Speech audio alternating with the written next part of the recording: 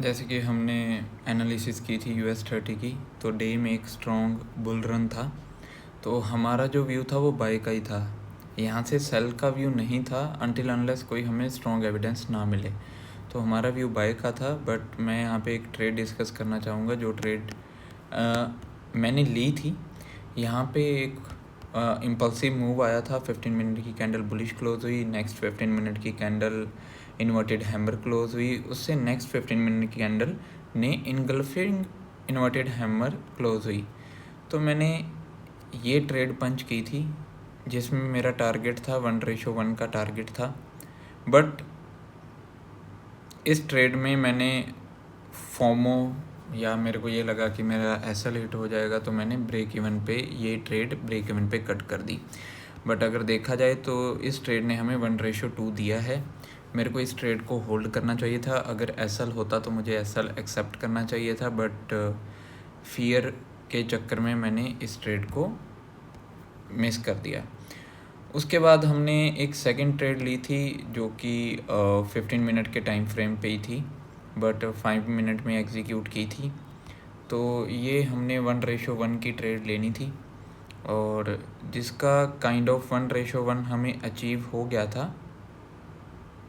But मैं थोड़ा सा ज़्यादा एक्सपेक्ट कर रहा था, थोड़ा ज़्यादा डाउनफॉल थोड़ा नीचे का देख रहा था, मार्केट थोड़ी नीचे आई। तो मैं यहाँ नीचे तक कहीं एक्सपेक्ट कर रहा था कि अगर इस पूरे मूव को अगर देखें तो यहाँ से एटलीस्ट, मैं ज़्यादा नहीं कह रहा था, 50% रिट्रेसमेंट लेवल का मैं एक्सपेक्ट कर रहा था। बट ये यहीं से मूव होगी और इस ट्रेड में हमारा ब्रेक इवन हिट हो गया। उसके बाद हमने थर्ड ट्रेड ली जो कि जिसके पीछे कोई ख़ास लॉजिक नहीं था। यहाँ पे मैं अपनी गलती मानूंगा कि मैंने गलती की है या मैं ओवर ट्रेड की तरफ जा रहा था। तो आधे घंटे की कैंडल क्लोज हो चुकी थी जो कि एक बुलिश कैंडल क्लोज हुई थी। अगर 15 मिनट की बात करूँ तो 15 मिनट की कैंडल भी बुलिश क्लोज हुई थी।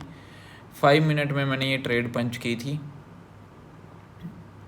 यहाँ पे ये ट्रेड पंच की थी जो मेरी एक गलती थी